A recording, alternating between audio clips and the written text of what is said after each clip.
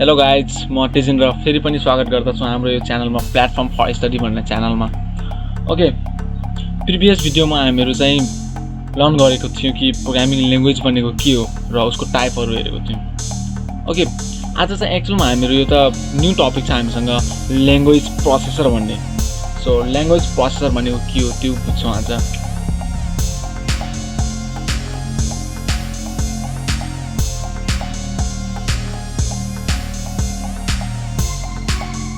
Language processor एकदमै बढी सोध्ने गर्छ यो क्वेसन चाहिँ, what is language processor or what is language translator.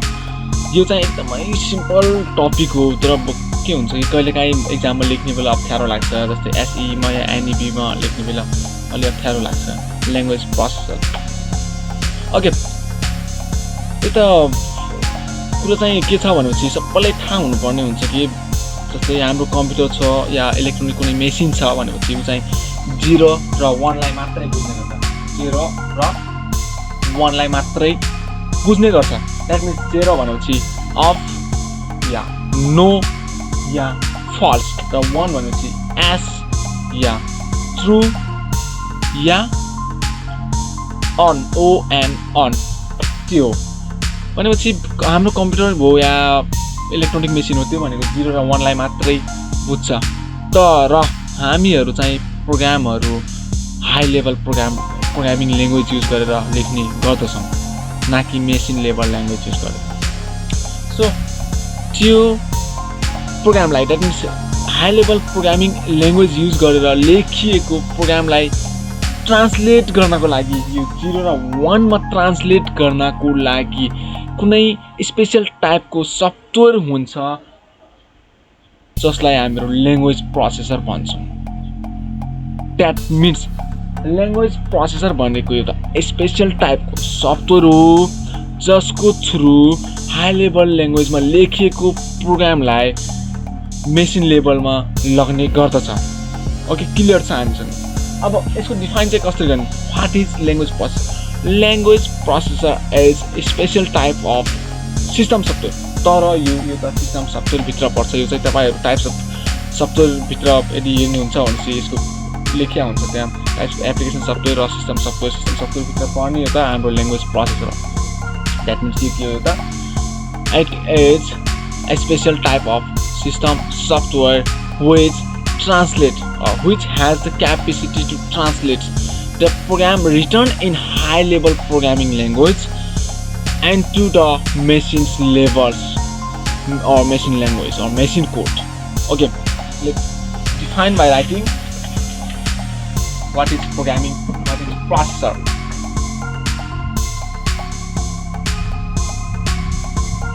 It is special types of system software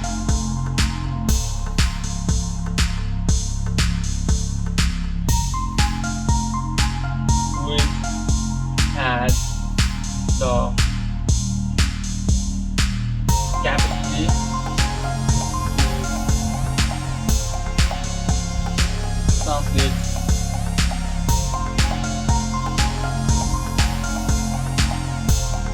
program written in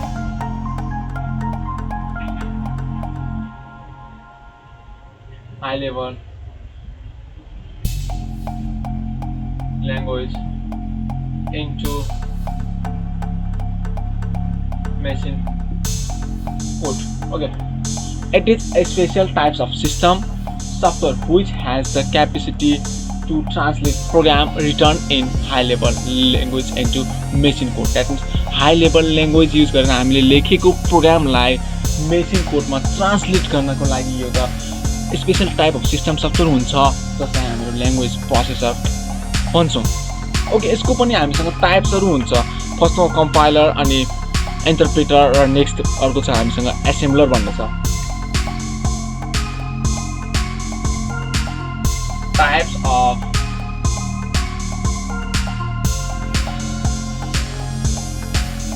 language processor. Types of language processor. Actually हाम्रो जुन programming language हुन्छ high level programming language त्यो चाहिँ या त कुनै compiler based या interpreter based या एसेम्बलर based हुनसक्छ। So यसको टाइप्सहरू चाहिँ हामीसँग compiler mix of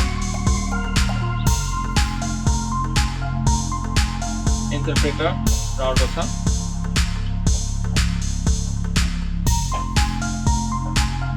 एसेम्बलर interpreter एसेम्बलर compiler interpreter र एसेम्बलर यिनी तिनटै हाम्रो यो त ल्याङ्ग्वेज प्रोसेसर हुन्। यो त कम्पाइलर इन्टरप्रेटर र एसेम्बलर। ओके फर्स्टमा हामीहरू कम्पाइलरको बारेमा बुझौँ केही कुरा, त्यसपछि इन्टरप्रेटरको बारेमा, त्यसपछि एसेम्बलरको बारेमा बुझ्नेछौँ। Okay let's write once again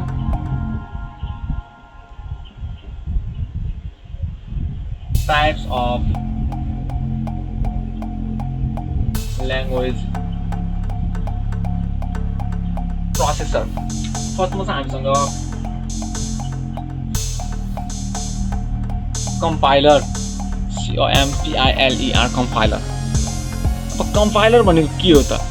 यो त types of language processor or which has the capacity to translate program written in a high level programming language into object code at one attempt to the whole program। That means यो चाहिँ whole program लाई है सँगसँगै whole program लाई एकैचोटीमा high level programming language मा लेखेको program through next object code मा translate गरिदिन्छ।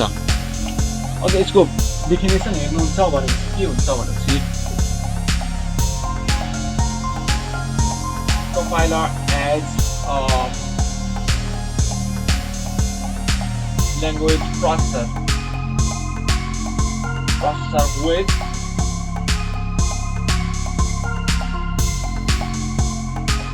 translate program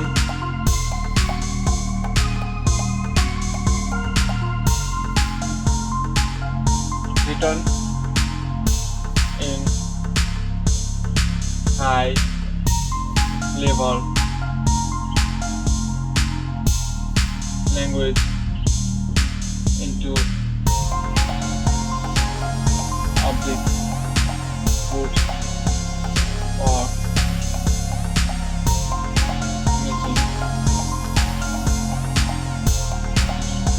machine language। Okay, compiler is a language processor which translates program written in high level language into object code or machine language at one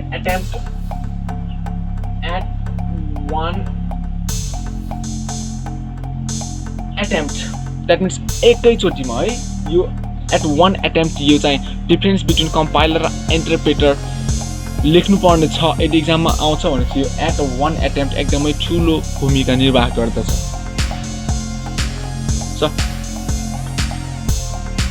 okay आजलाई यति नै। Next चाहिँ हामीहरू चाहिँ यसको types अझै चाहिँ हामीसँग इन्टरप्रेटर छ र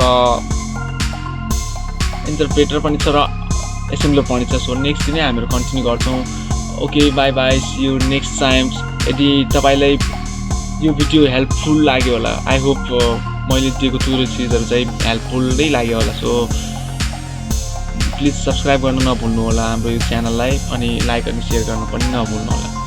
ओके अनि अर्को कुरा चाहिँ यदि तपाईँसँग कुनै क्वेसन छ भनेपछि तपाईँ कमेन्ट बक्समा गएर कमेन्ट गर्न सक्नुहुन्छ। उसको लागि मैले अलग्गैबाट नयाँ भिडियो बनाएर उसको लागि हालिदिनेवाला छु। So okay bye by.